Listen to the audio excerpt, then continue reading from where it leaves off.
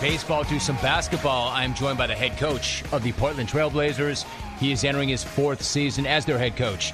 He led them to the Northwest Division title last season.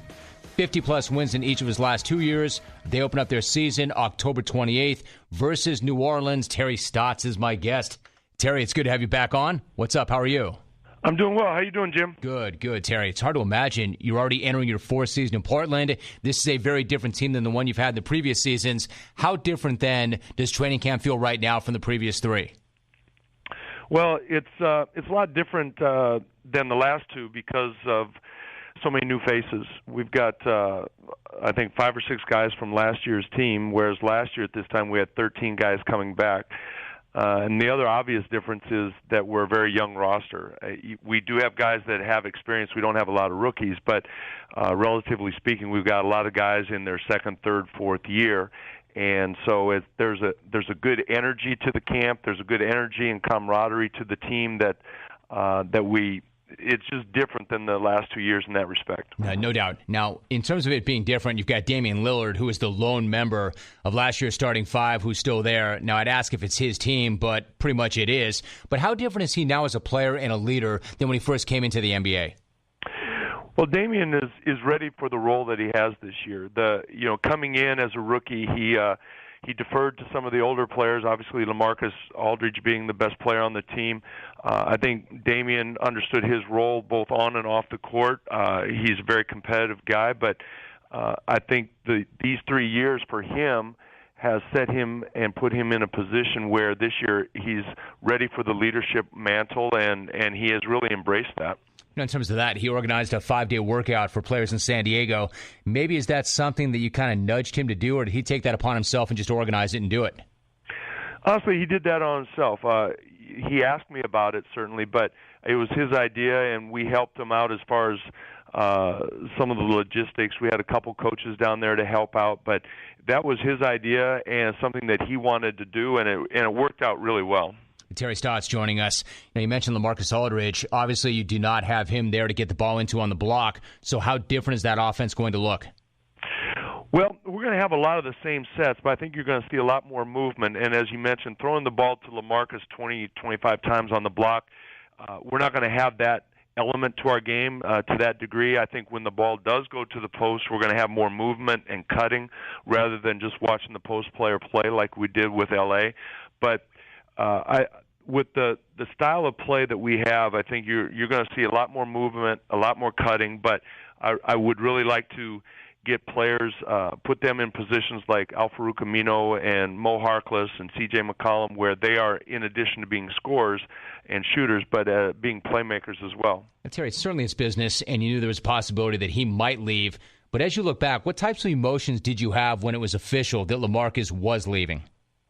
Well, we knew it could go either way, and so it wasn't something that really took us necessarily by surprise because he had earned the right to become a free agent, and so many teams were going after him that we knew that there was a strong possibility that he could choose to leave, and I think it was a tough decision for him. But when he ultimately decided to go with San Antonio, I think the fact that we were prepared for it, I thought Neil O'Shea did an outstanding job of being prepared to go in either direction, whatever choice that LaMarcus made. And as soon as we got word that L.A. was going to go to San Antonio, then we shifted gears quickly and went to Plan B. And like I said, Neil was very prepared for that possibility, and we didn't really miss a beat as far as our preparation with the roster.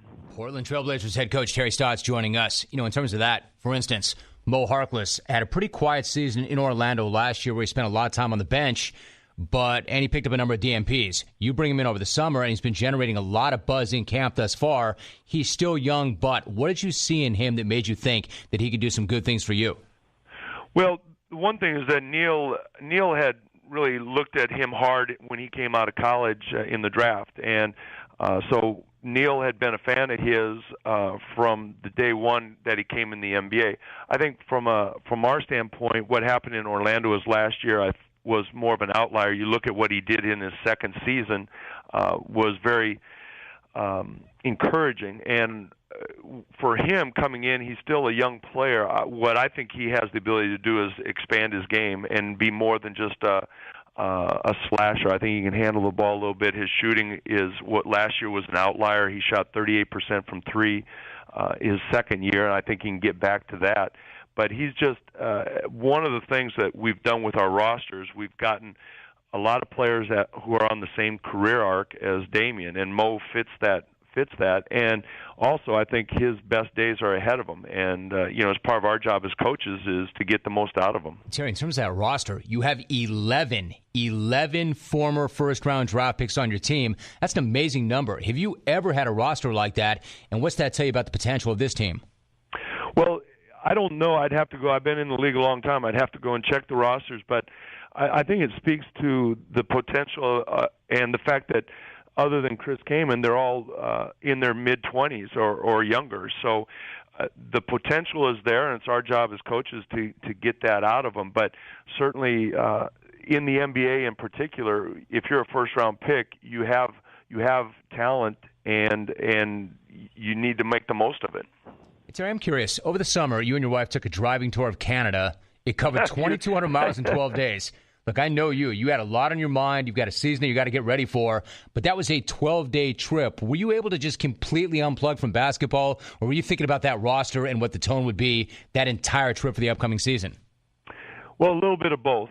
We went up to Canada and in the Canadian Rockies and Whistler and Victoria. It was just a beautiful trip. But I'll be honest, it never leaves the back of my mind. I mean, going back to whether the draft or free agency or once the roster's set, it's always in the back of your mind. I don't think it's, for me personally, able to completely put it in a closet and forget about it. It's always there, what I'm going to say to the team the first day of training camp, what we want to get accomplished in September, the conversations I want to have with each player. So it's there, but certainly when you see the beauty of the Canadian Rockies, you're able to put it on hold for a little bit, I guess. Yeah, and it starts up once again, though, October 28th. The season opener is against New Orleans. Portland head coach Terry Stotts, my guest. Had to run you down, Terry, before the year started. Always good to have you on. Thank you very much. Jim, thanks for having me. It's always a pleasure. It's always good to have you on the show, Terry. And we'll do it again. Terry Stotts, head coach of the Portland Trail Blazers, entering his fourth year, and he led them to the Northwest Division title last season with a new look this season.